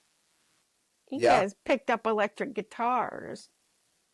Yeah, that's a big one. Learning that tactile application of skill to something that could benefit another person, not just like benefit your video game legacy, however high score, however awesome you are at whatever game you're playing. I don't Yeah. even know any of the games. What is it? Yeah. Halo? Oh, I have no idea. No idea. Yeah, I skipped all that, so that's good. So yeah, rock and roll Yes. is where it's at for me. Okay. Rock and roll, Denver, got married. That didn't work out. Got better, found these Yeah. organizations. Well, I started. I guess we can dip into rock and roll for a little bit. When I moved here, I had picked up some guitar skills along the way. I had an electric guitar, but I'd never disciplined myself to learn it because I fancied myself as a singer. I'm special. I can sing, therefore I don't have to bring any other skills to the table. Okay. That's not true. The more instruments you understand, the more of an asset you can be to a group. Sure. When I moved here and started working for my folks, I was able to buy the property values here were really low at the time. So I was able to buy a little condo. And in that condo, I built a freestanding box to absorb all the sound. And I locked myself in that box every night and learned and taught myself guitar and how to play and sing so I could play and sing my songs so that when I was ready to start a band, I wouldn't be going to someone else's band who wanted to do new metal or heavy metal or butt rock metal or mainstream anything or alternative. I wanted to play punk rock specifically the brand of punk rock that really was instrumental, bad pun, in giving me like something to identify with as a teenager growing up in Albuquerque. So Excellent. I started going to open mics here at a place. It's no longer there. It was called Cricket on the Hill. It's actually 2 blocks from where I live right now. I'm at 11th and Marion, and Cricket on the Hill was at 13th and Marion. So it's 2 blocks right down the street where it used to be. And that was the kind of the epicenter of the music world in Denver in the early 90s when I moved here. And so I started going to open mic. And, when you're an open micer and you have very little stage experience playing and singing, it's not easy, but the people there were encouraging to me, and that's where I pretty much met everybody that I met this musical network that I was able to finally put together King Rat. That's also where I met this guy, Denver Joe. Okay. He played there every Monday. He was a country music legend, and when he passed, he left me this. Oh, This was Joe's guitar. We became very close friends. He was very influential to a lot of musicians. This is an old Takamine, and it's pre-schmaltzified, meaning it's been broken and glued back together already before I got a hold of it. Because most of the guitars I've broken and had to put back together. This one was pre-schmaltzified. pre-schmaltzified. The schmaltzification factor means it's been broken and put back together, kind of like me. I can respect that. Denver Joe encouraged me early on when I first started King Rat and started gigging. I think our first gig was at the Cricket, and we became we went from like a Tuesday night opening band to like a Saturday night headliner within a couple of years, and we started building a following, and we've had to rebuild that following systematically over the years. Now we're playing gigs for our fans' kids. There's 2 generations at our shows. There's the people who've been following us for years, who are middle-aged now, with preteens or teens or even kids in their 20s. Nice. We have 2 generations of outreach or of fans, and so that's pretty cool. Sometimes at shows, I'll see that guy's been coming to King Rat shows for like 20 years, and he's got his little brats with him now. Now he's bringing his kids. We played a show Saturday, and it was for somebody's birthday who turned 50, and there was a bunch of little kids going around in the circle, and there's adults there kind of making sure it doesn't get out of hand. Let them have some fun without. What a good place to play. Yeah, so the kids had the time of their lives, and they're jumping on stage and going, and I'm like, this is really cool. And then the grown-ups are like, we're probably too old to slam pit anyways, and the kids are too young for a violent, awful slam pit you might encounter at a club. This was like a house party. And they have a gig space in the basement that's called the Whiskey Gym. GYM, but it's owned by a guy. It's in the home of a dude named Jim. He's got a sound system there and a little stage and soundproofed, and it's really professionally done. But it was a house party with grown-ups and kids all running around. So that was pretty exceptional. It kind of had Albuquerque vibes. We opened for the Offspring once at a house party. When was that? 88, I think. Really? Wow. Nothing Wonderful, that band I was in. Wow. 88 or 89, and they were touring in like a truck with a camper shell on it. And we played, and the cops came, and we just gave them all the door money so they could get to the next town. They never even played. I mean, we were supposed to open for them, but the house party got shut down before they could even play because we were the opener. And it was like, I think we played at like 8 o'clock or something, but it was somewhere in the Northeast Heights, and the neighbors were not having it. Obviously. I would think not, no. Yeah, whoever's idea that was didn't think it out very well. Didn't go over very well. Nice try, though. I guess we should have played like 4 songs and then let them play instead of playing a full, 15-song, 45-minute set or whatever you want to call it. To figure that out 6 months later. Yeah, or on the spot, like, in hindsight, maybe they should have just played. But anyways, we made them some road money, so they went on to the next city. But yeah, they never even played that night. So we kind of opened for the Offspring. You kind of opened for the Offspring. I'll take it. That works. They were there, ready to play, but the APD did not approve of that plan. No. APD's, whatever. We don't care. So yeah, that's the Denver music experience in a nutshell. Over the last 20 years or so, we've opened for just about every punk band you can imagine touring. We've done a lot of touring as well. The first time I brought the band to Albuquerque, I took them to the Frontier, and they were getting a load of just the vibes on Central Avenue. And I think my bass player looked at me and he goes, "Okay, now I get it. Now I get it. Now I get why you're such a fucking freak. Now I understand what you're talking about when you talk about Albuquerque with such sentimentality. Start cracking your knuckles and pacing back and forth and recounting Albuquerque stories with a little bit of a wispy, It makes me want to fight. But I think it was the bass player. He's like, "Okay, now I get it." I get it. I've had that reaction from people too. Now I get it. It's like a prison culture, Albuquerque. Yeah. What, you want to fight? Yeah, and sometimes if you're lucky enough to get that pre-qualifier, sometimes if the fight's on before you've even agreed that's what you're there for. That's like if they just assume if you're there, it's open season on anyone. You poor guys. You poor guys. The only people I feel worse for than all you guys out raising all this hell is your moms. Yeah. And all the women, the whole town I feel sorry for, but yeah. Yeah, I mean, women in any scene are just subjugated, There were a whole lot. That too. Female empowerment in the 80s was a very novel idea. In the punk scene, I think there was a little bit more of it because we had role models like, Chrissie Hynde and Joan Jett and Blondie, but Debbie Harry and Pat Benatar, and empowered female figures that a lot of the punk rock girls were emulating. There was, I don't think the female subjugation was as bad in the punk world, but it was still there. One of my first girlfriends in the punk world, her name was Michelle Arnold. I don't know if you remember that name. That was an Albuquerque name for a long time. She passed away from cancer, I think about 10 years ago. I think it was at the launch pad, actually. But there was this thing called Winter Ball. That's where the girls asked the guys, and she asked me to be her date. And that was pretty cool because she dressed like a new wave punk chick with like pants instead of a fancy dress. And so that was pretty groundbreaking for the time, at least. That's so cool. Is that Sandia? Nice. Nice. Those are the good stories.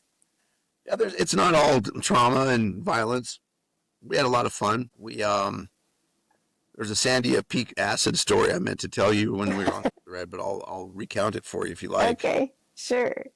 I was up there with myself, Ian, Mike Trujillo. Ian and Mike Trujillo were in Nothing Wonderful with me, and Charles Steen He was he's still a name that gets thrown around in Albuquerque. He lives in Corona now, which is south of Albuquerque. And I think one other, one or two other friends were running around up there at the peak. There's all these trailways up there, and we're tripping our fucking heads off. And it's like afternoon turning into night, and we see this bright light coming up, and we're like, "What the fuck is that? It's getting bigger. It's fucking coming right at us. Run!" We're running and laughing, and we think we're being pursued by this big light. And then I just stop and look back, and I'm like, "Guys, it's the fucking moon." Oh no, it's the moon. It's not even the tram, it's the moon. Yeah. So we had to fall down and laugh at that one because everybody knows what the moon looks like, but in our Such a bunch of psychedelic mind state, we just assumed it was some spaceship or some government craft from Kirtland Air Force Base yeah, it's coming to exactly get what us, you would think. coming to get us because they knew that we were doing something bad. We'd watch the lights, we'd trip and go into the foothills and watch over Kirtland Air Force Base and see all kinds Yeah, of stuff going across the sky. Like yeah. normal spacecraft doesn't do that. So what the fuck are we looking at? I don't know, but as a kid, even not tripping, that's what we did. Just Yeah. sat there and watched went on whatever went on base. Yeah. I mean, we would try to sneak in there, but we'd be intercepted by surveillance and the patrols. Yeah, Like, they were not impressed. what was our plan once we get in there? No plan. Hmm. Sneak around and see what we could find. But we never got 10 yards on the other side of the fence before we got intercepted by some military police vehicle, and then we'd run for our fucking lives because that's the last thing we want to do is get arrested. That's the Four Hills fence too, isn't it? Because Yeah. they watched that. They didn't ever let us have any fun over there. Yeah, it's pretty heavily policed. I'm Yeah. sure. Did part of that Air Force base get decommissioned and now it's residential living or something like that? Is it? I don't know about that, but I recently saw that they have 3,000 or 30,000 nuclear warheads stored there under Yeah, Albuquerque. yeah. The biggest in the world. Talk There's the about, Air Force Base and there's Sandy yeah. Labs and Los Alamos, that whole contingency. So there's like that different class of society in Albuquerque, the science community, the science people who are somehow plugged into higher levels of government and control and privilege than the rest of the working class. Well, those are the kids who went to academy, and their folks work at Sandia Labs and Yes. you know, or someone one or both of their parents are high-ranking members of the military who work at Kirtland Air Force Base. So, It was always somebody's dad that had a story. yeah, Somebody's or somebody's mom that worked for somebody. yeah. I never even figured out what the hell they were doing up there at Sandia Labs, even though you could see the towers in the right light. You could see them at the top on Sandia Peak. You could see them up there. Like, what's going on up there? Nobody knew, so we just made shit up. You know? Really? Yeah, When we moved to Denver, that's what we did there. We would go park at the foothills near Stanley Lake, watch the bus stops. We were sure that people would come park at the bus stops, go into the little booth, and then disappear in an elevator underground and go into all of that underground stuff in the Rockies. yeah. There's all kinds of urban legends about the tunnels that go from the foothills under Denver all the way out to DIA Yeah. to the center of the earth where the reptilians live. And there's no corroborative evidence of that. But the No. urban myth perpetuates because when there's a void, you know, like nature does not abide a vacuum and the rumor mill does not abide a void. If there's a void, someone's going to make something up. And as we know, people will believe anything. Anything. Like Christianity was outrageous enough. And so the Mormons doubled down and came up with something even crazier. And they have a huge congregation nationwide. And well, not just in America, it's an Oh, international. no, no. Totally right. Then the Scientologists were like, well, if Mormonism is passing as believable, how about this set of bullshit? And people are like, sure, sounds plausible. Why not? Gosh, it's so sad too. What's the really good the flying spaghetti monster? Yeah, I'm an ordained minister of the Church of the Flying Spaghetti Monster. I've facilitated numerous weddings. Really? Okay. Yeah, Yeah. it's just as stupid as anything else. But Yeah.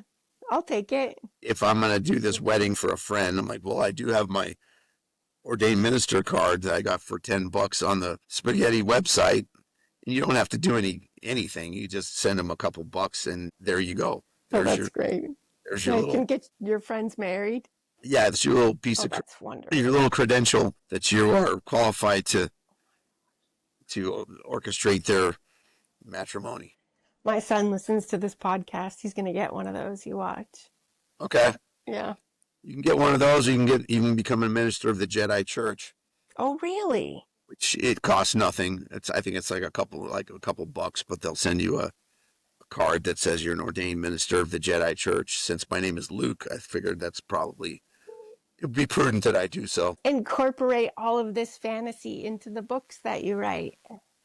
Yeah, the Belcher is pretty. For me, it doesn't seem that wild, but for the somebody who's unprepared, people can be kind of shocked by some of the content in there. The heroine of the story is named Cricket, kind of as an homage to Cricket on the Hill, the club where I kind of came up around here. But also that character is based on my wife. We've been married for 12 years now. It'll be 13 coming up, but she's my hero, and I'll tell you why. And this has got Albuquerque vibes to it, even though it happened in Denver. I owned a club here called Bender's Tavern for. I worked there for 8 years, and for the last 4 of those 8 years, I was one of 2 owners. But the day I got my liquor license, you had to have the liquor license transferred over to you. I celebrated a little bit too much and got pulled over right in front of my house. Right in front of my house. And I'm like, fuck, I'm a fucking asshole. I probably can't pass a breathalyzer now. It would be borderline. But if I get popped, that liquor license I just got is going to get revoked. Oh, no.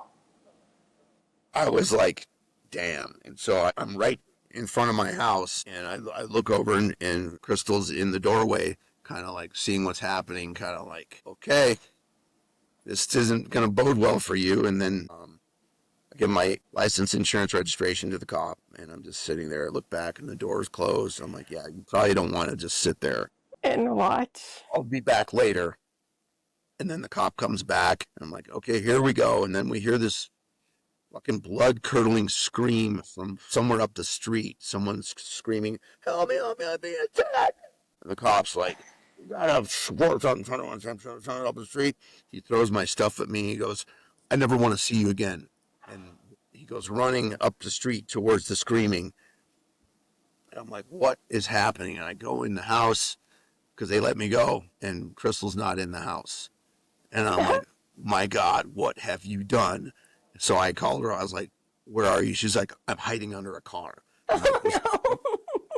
street screaming. She goes, yes, that was me. And now they're after me. I'm like, no shit, they're after you. I'm like, okay, well, stay put. Don't move. And she's like, I'm scared. Their flashlights are there. I think they know where I am. I'm like, well, get out from under there and run, lady. Run. Run to the back gate and run for your life. And I will open that back gate and let you in. Hopefully you will get away. So she comes tearing down the alley, runs in the back gate, and the 2 cops had just pulled me over, come chasing her into the backyard, and one of them tackles her. And, and I'm like, well, I'm getting in a fight because that's my girl. And so I'm pulling this guy off, and the other guy takes out his gun and points it right at my head and says, don't move or I'm going to plug you. I'm like, okay, hold on a second. You just let me go from a DUI, and you're not going to fucking shoot me. And if you try to do that, they're going to find out that you just let me go. And they're like, wait a minute, you know her? And they put 2 and 2 together, and they realized that she had been that's my girl, and she created the distraction that got them away from me. And so they're like, well, someone's going to jail. I'm like, go ahead, take me. Let's tell everybody what happened, what just happened. And they didn't take me. They took her to jail for No.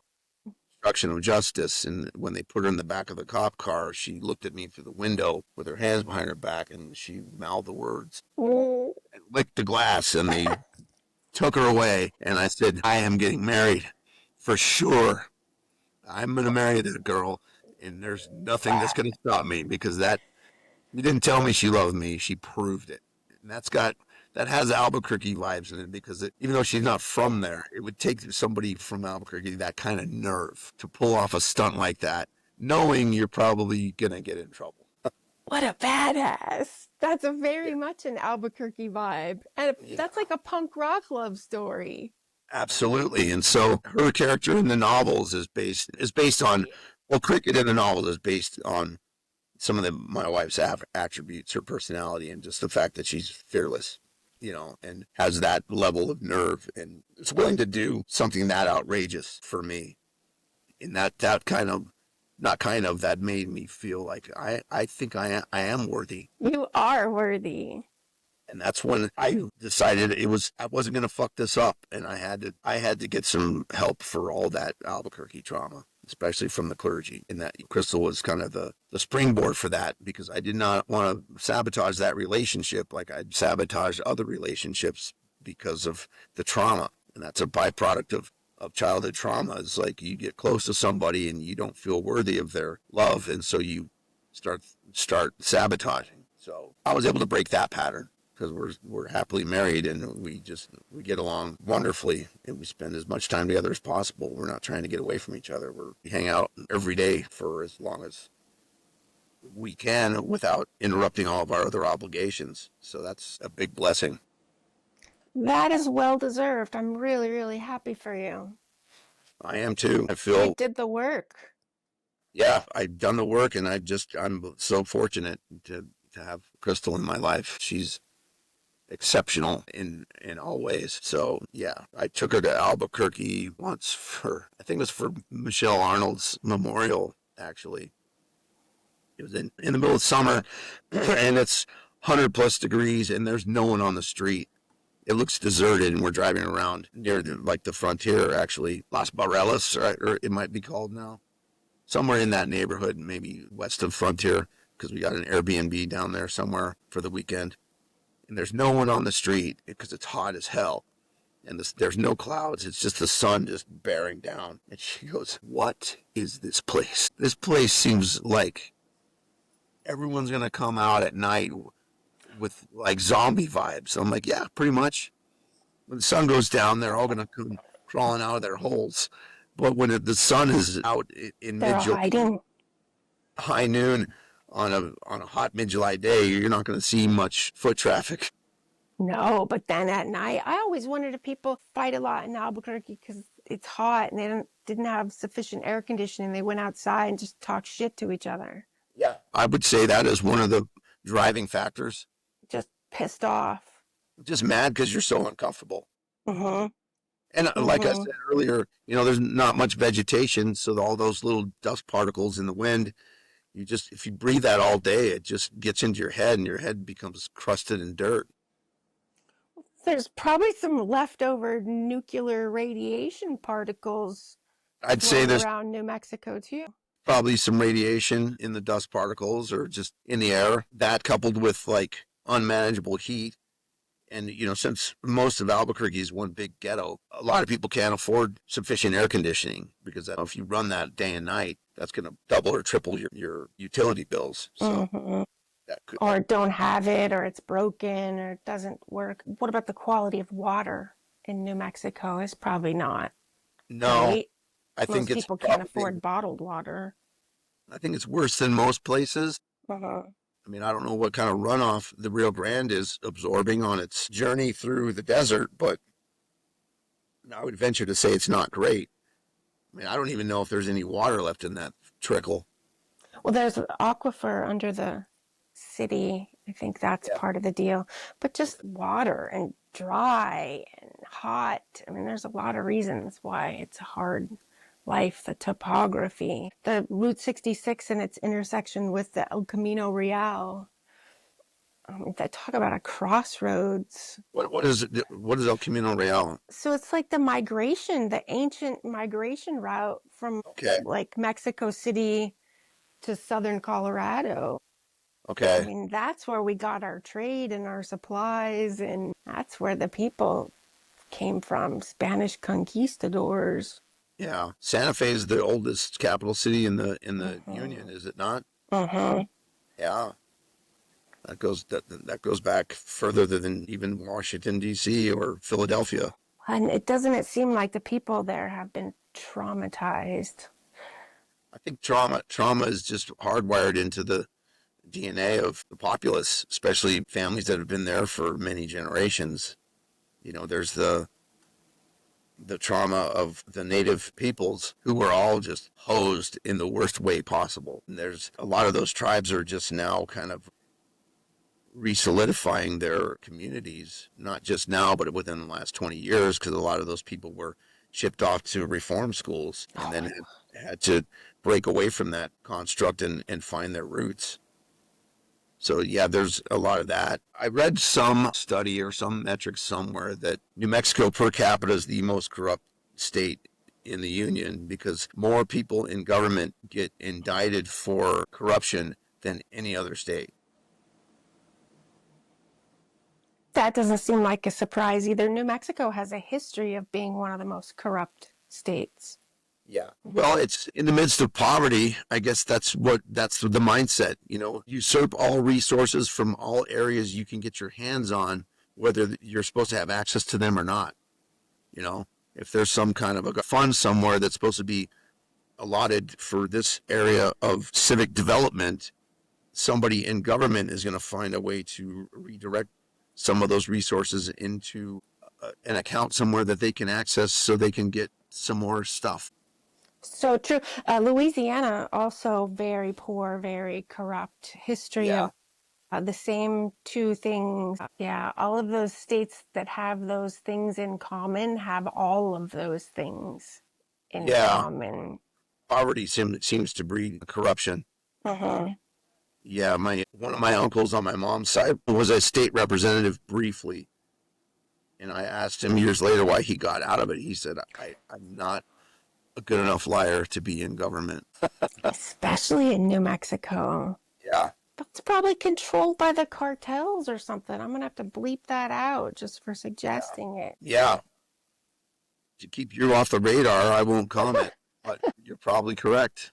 I would say most certainly correct. As are many of the restaurants and the businesses and the laundromats and the whole state.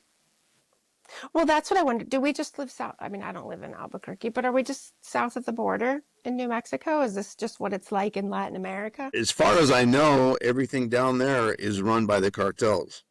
Like everything. From law enforcement to government to agriculture, oil, it's all run by the cartels. And that you can hide it in oil and in agriculture, all the exports. As far as the drug trade goes, you can't really hide that. You have to smuggle that, but that also equates to human trafficking. The corruption there is pervasive. It's in all levels of society, and that's just scary as hell, man. It sucks for if you're born there and you have no choice. I mean, the only recourse is to aspire to work for one of the big cartels. Big Five. Yeah. I mean, that's the best way to not live in poverty and actually make money. Of It's the course, only way.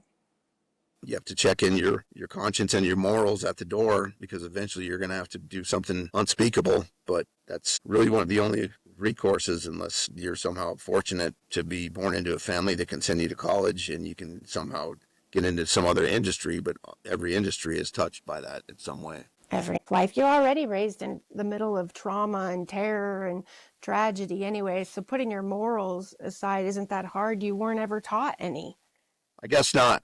I guess it just kind of the fix is in from day one. As soon as you're old enough to hold a gun, then it's time to go to work, Junior. Well, I'm glad we all avoided that. Me too. Mm-hmm. Well, have we touched on everything you wanted to talk about?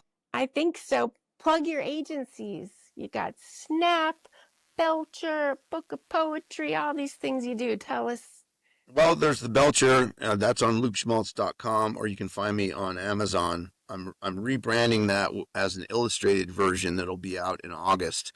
I hired an artist to render some drawings of some of those scenes in that book. It's not a graphic novel, but it'll be a novel with a new cover rendered by this artist, as well as I think a dozen or so illustrations throughout the narrative, throughout the text, that just kind of give the reader a little bit of imagination fodder. And so I'll be rebranding that and re-releasing that as a third edition. And then the the follow-up to that book is called The Fart of War. The Fart of War? Yes. Okay.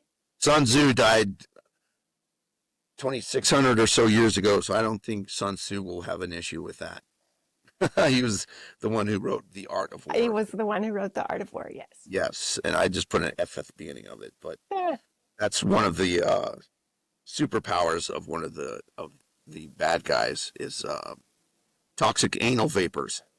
Toxic anal vapors.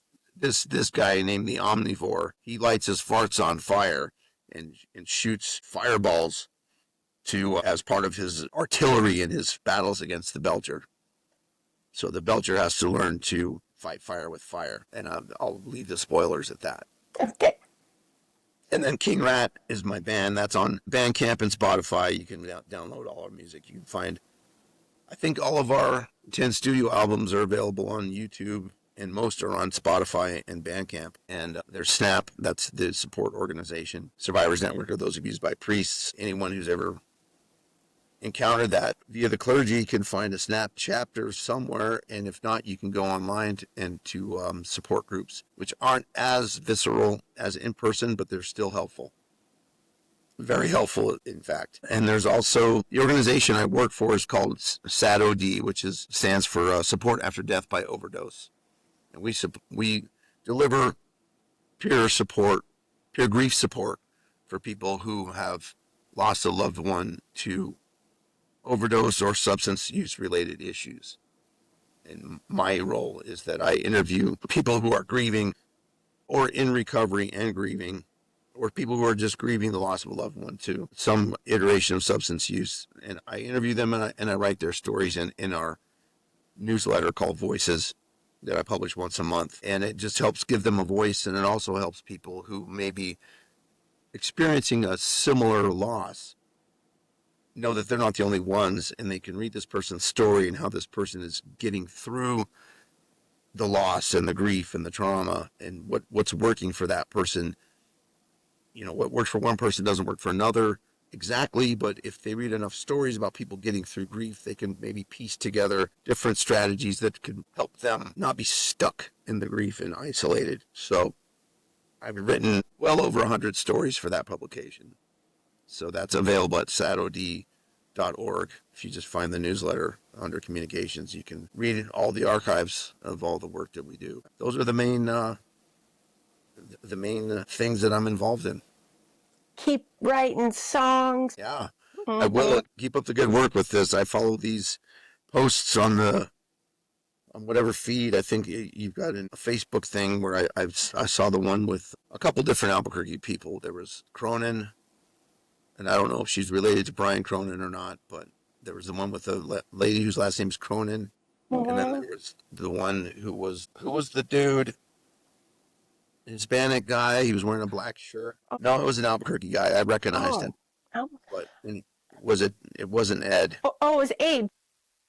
Okay, it could have been. Okay. Tattoo artist. My childhood friend. Yeah. And Marty and Tommy. It wasn't supposed to be an Albuquerque podcast, but as you can expect, a good number of the Albuquerque people have stories to tell. Did you already interview Tommy Bottoms? I did. Okay. It's all on YouTube. Watch my I'll have to look at that one for sure. And you did Abe. Did you talk to Chris Partain yet? Not yet, but he's on the list. Okay. He's coming. Yeah, he might remember me. He was in a band called Cracks in the Sidewalk. Okay. Remember those guys? That was like in that 80s era. They were like alternative punk band. Yeah. They're all great tattoo artists now too, if you need to come home and get more ink. Yeah, I've got plenty of ink, but if I feel the need, I'll look one of them up. Do. Thanks, Luke. I appreciate you telling me your story. That was a pretty fast 3.5 hours. Yeah, I enjoy the conversation. Me too. If you want to listen to me talk for 7 hours, you can get the Belcher on audiobook through Oh, yeah. Amazon. That'd be fun too. That'd It's be got fun too. sound effects too. No kidding. Yeah. What a great artist you are. I'm really proud of you. That's great. Well, I'm really happy you're doing this. You know, this was really therapeutic for me, and I Thanks. enjoyed talking to you tremendously. Thank you. Thanks for giving Thank me you. a mouthpiece to recount a lot of that Uh, Albuquerque madness Get because it out of there. I didn't make it up any of it. No No. embellishment required. It's as crazy as it sounds. Well, and I think that's pretty easy. For me, if you watch someone on a podcast for 3 hours, it's pretty easy to know when they're full of shit. Yeah, You're not full of shit. You're just telling your story. no embellishment required. Man. It's crazier than fiction. No. I'm glad you came out of it alive Me without a too. drug problem and a really inspired artist. Yeah, you know, I'm glad I did too. I had to leave because there was too many demons around that town for me. I had to get out of it, but Yeah. I still appreciate for what it is, and I do enjoy going back from time to time. I love it a lot from afar. Yeah, me too. From afar. All right, take care, Luke. And send me some pictures that I can include with your video. Okay, Okay. I'll send you an email with Okay. pictures and links and stuff. Tell your wife she sounds really badass. I'm impressed.